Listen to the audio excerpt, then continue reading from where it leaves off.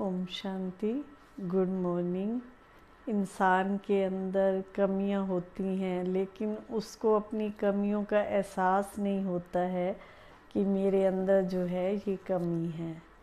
जैसे देखा जाए तो छोटी छोटी कमियां होती हैं, लेट उठना या ज़्यादा खाना या जैसे बातें बहुत करना। ये भी एक इंसान की आजकल एक हॉबी सी हो गई है, आदत सी हो गई है कि मुझे देर तक सोना है। और जैसे कोई पार्टी शादी पे जाते हैं तो बिल्कुल कंट्रोल नहीं होता, आइटमें तो इतनी होती हैं, बहुत खा लेते हैं।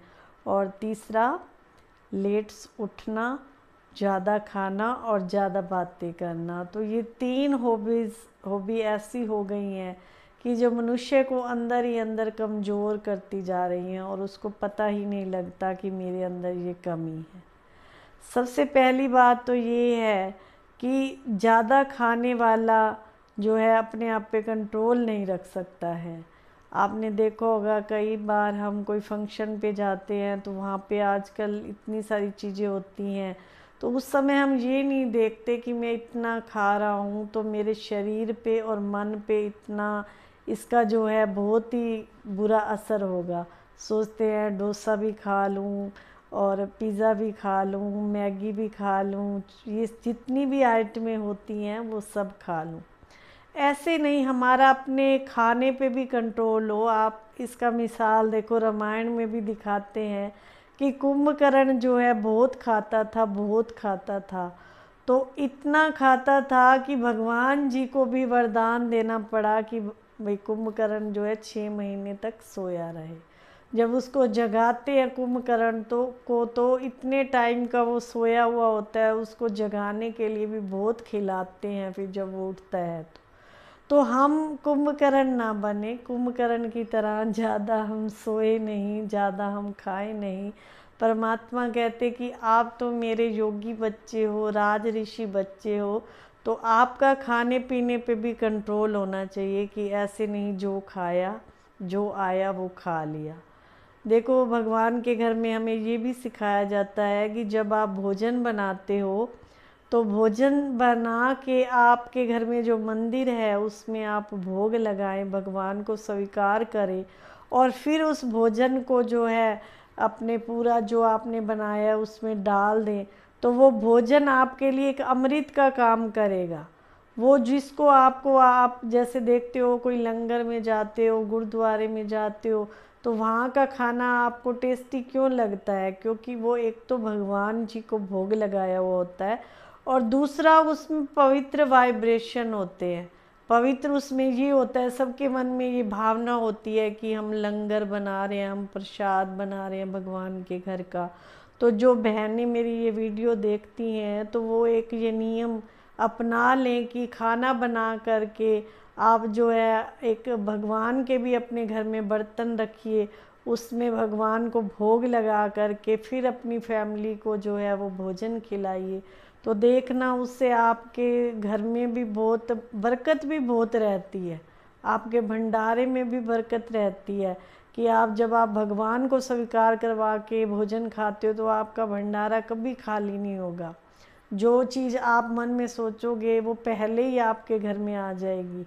तो भगवान ने ये गारंटी की है कि जो मुझे भोग लगा के स्वीकार करता है वो व्यक्ति कभी भूखा नहीं मर सकता। तो खाने पे भी हमारा कंट्रोल होना चाहिए, पहली बात तो ये है। और दूसरा, ज़्यादा सोना। आजकल हर आत्मा का ये फैशन सा बन गया है कि रात को लेट सोना और सुबह जो है लेट तक जागना। कईयों का तो ये रूटीन होता है, मैंने देखा है 10-10 बजे तक सोए रहते हैं। लेकिन परम पिता परमात्मा कहते कि आप बच्चों का टाइम होना चाहिए। वैसे तो हमको बाबा समझाते हैं कि बच्चे आपको तो 3:30 बजे उठना है और 4 से पौने 5 बजे तक मेडिटेशन करना है, क्योंकि 5 बजे तो सभी भक्त आत्माएं उठ जाती हैं, हम तो उसके बच्चे हैं। तो 5 बजे भगत आत्माओं की मुराद पूरी करने के लिए भगवान को जाना पड़ता है। और जो नॉर्मल व्यक्ति है उसको तो कम से कम 5:30-6 के बीच में उठ जाना चाहिए। आज हमारे अंदर शरीर में इतनी बीमारियां क्यों हैं? क्योंकि हम जल्दी जो है सोते नहीं है, लेट उठते हैं। सुबह सुबह जो अमृत वेले की ताज़ी हवा होती है वो हमारी आँखों में जाए, बॉडी में जाए तो हमारे शरीर को कितना फ़ायदा करती है वो सुबह की हवा। अगर आप 10 मिनट भी सुबह शुद्ध हवा में घूमते हैं तो आपको ऑक्सीजन की मात्रा मिलती है और शरीर भी हमारा स्वस्थ रहता है। उस समय उठ करके आप कम से कम आधा घंटा सैर करें, एक्सरसाइज करें। और जो भगवान से जुड़ी हैं वो तो परमात्मा का नाम भी लेती हैं, सैर भी करती हैं, सब कुछ करते हैं वो जो आत्माएं 4 बजे उठती हैं। और जो 10-10 बजे उठते हैं उनके तो कहने ही क्या, सारा दिन फिर उनको कंप्यूटर लैपटॉप पे काम करना होता है, जिससे उनकी आंखें भी ख़राब हो जाती हैं। तो अपने शरीर को अच्छे ढंग से चलाना है तो खाना, सोना, और तीसरा है कई बातें बहुत ज़्यादा करते हैं, बोलते बहुत हैं। एक बात ख़त्म नहीं होगी, सोचेंगे जैसे कईयों को बातें करने का शौक़ होता है, भैया मैं बहुत गप्पे ही मारती रहूं, बहुत ही जैसे हंसी मजाक करती रहूं, तो ये भी अच्छा नहीं।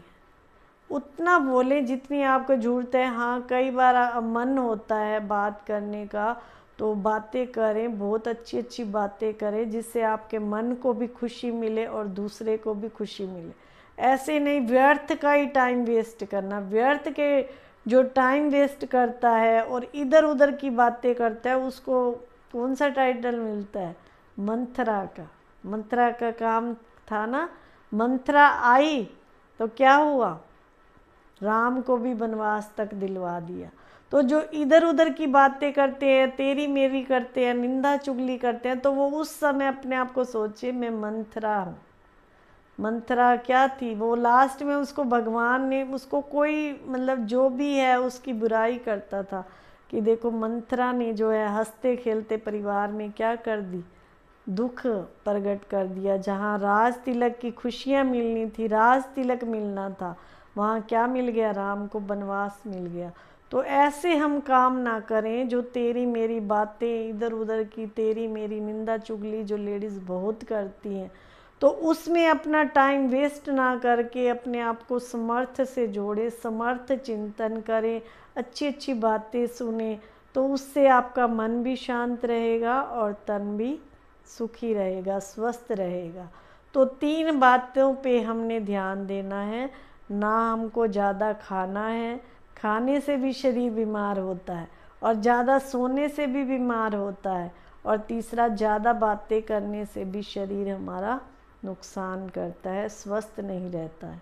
तो हमेशा ये ध्यान रखें कि मुझे क्या करना चाहिए, क्या नहीं करना चाहिए, तो उससे हमारी आत्मा, तन और मन दोनों हमारे स्वस्थ रहते हैं।